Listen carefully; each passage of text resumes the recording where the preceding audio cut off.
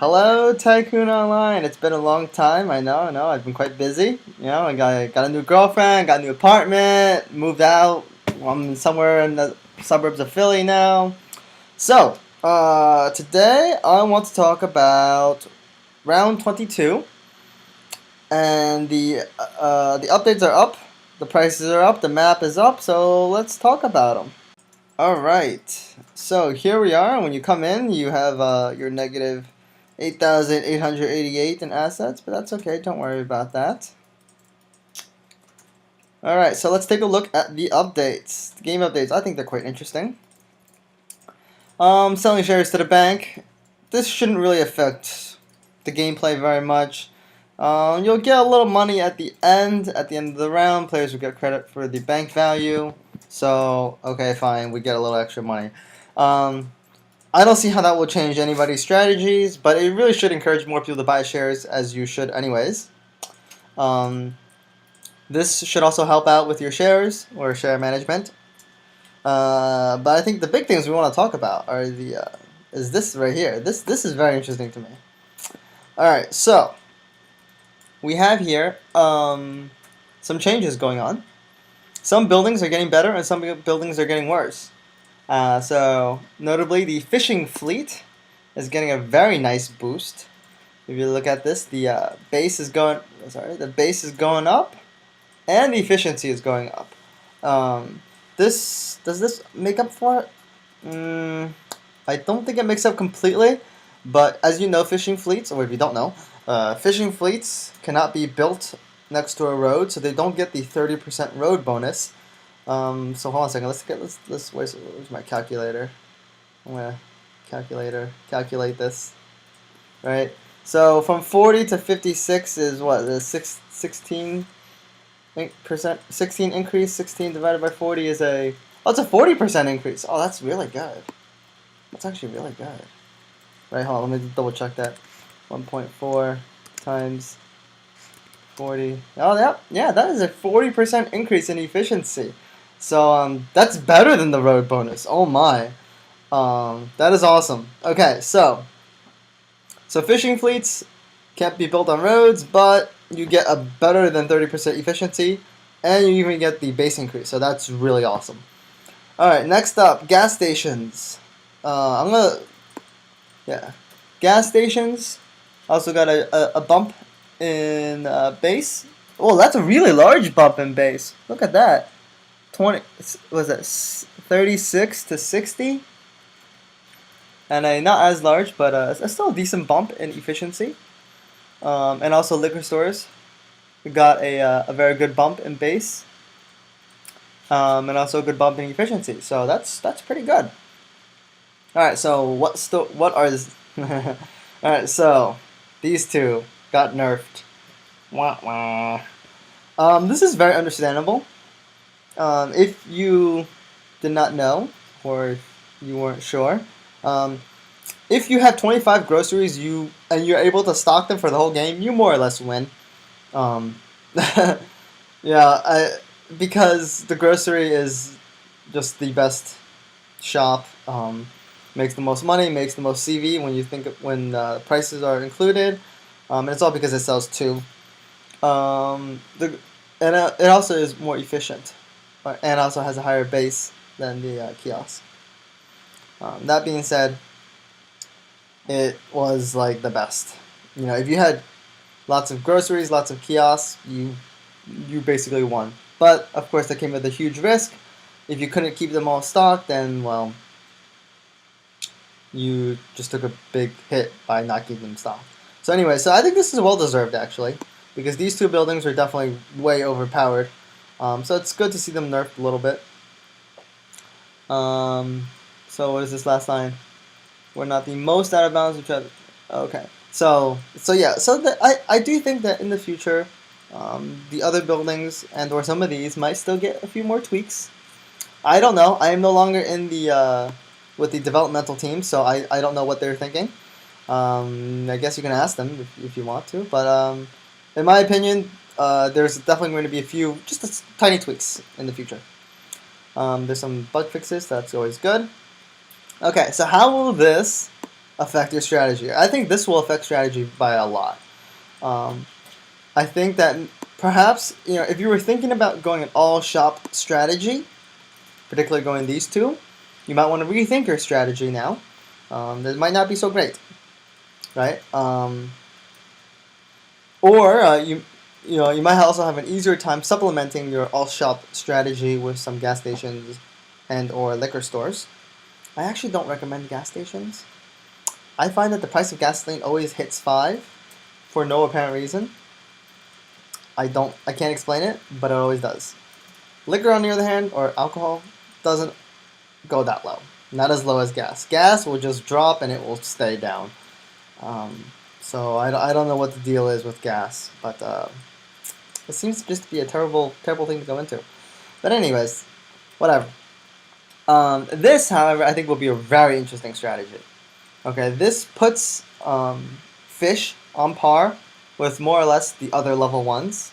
But I think this almost seems unfair because I feel like fresh fish already has one big advantage of being only one zone, and so you can like build a ton of fishing fleets really quickly compared to other factories. So I think this might make a few more people go fish, and maybe people will regret that if everybody goes fish. But who knows? Um, Anyways, so that's basically a change here. Now let's talk about the prices. So as you know, a couple rounds ago, they decided that the prices or the starting prices are going to be pseudo random. Not pseudo. Well, it's not really random at all. I forget what it was. I think it was like old price plus or minus two. No, old like some base price plus a random 2 to 5, something like that. So whatever it is, you have your new prices for your starting goods. Okay, so some things to note here.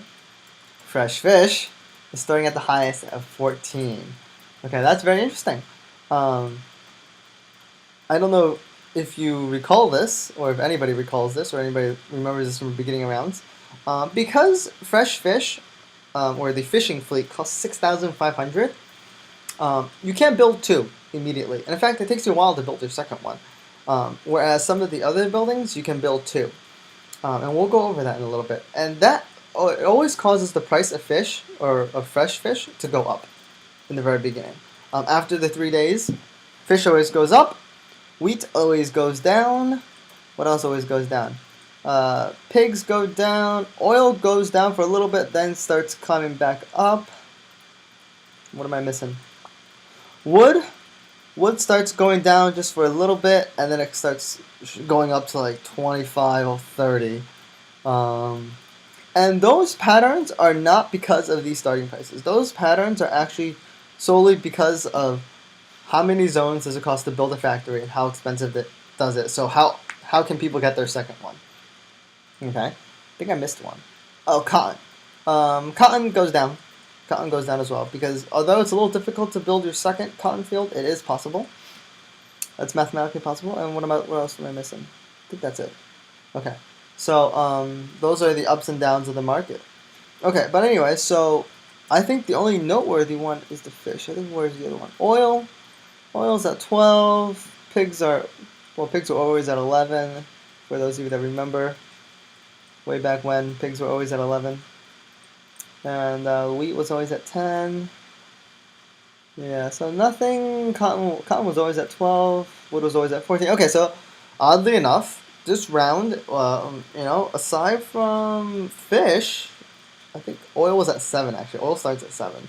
Oil and fish are the two big winners. I think fish started at 10 normally. So that's big, in my opinion. Especially since fishing fleets got a big bonus.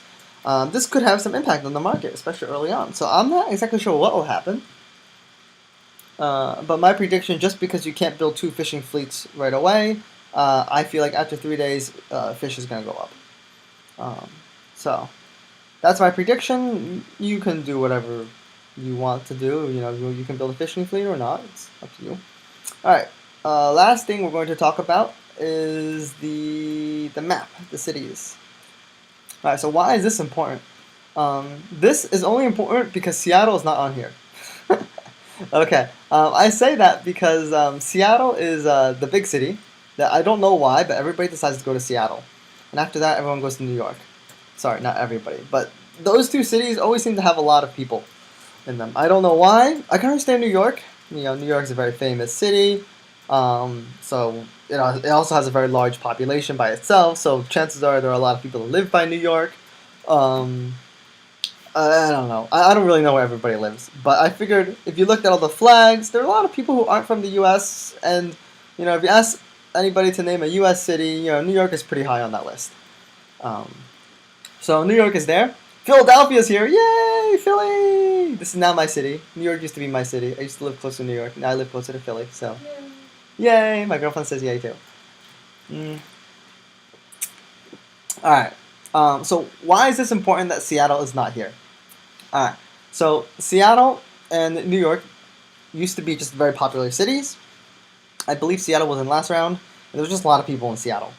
And so now that you can't choose Seattle, all the people that would normally have went to Seattle now have to choose a different city. And where they will go, I don't know.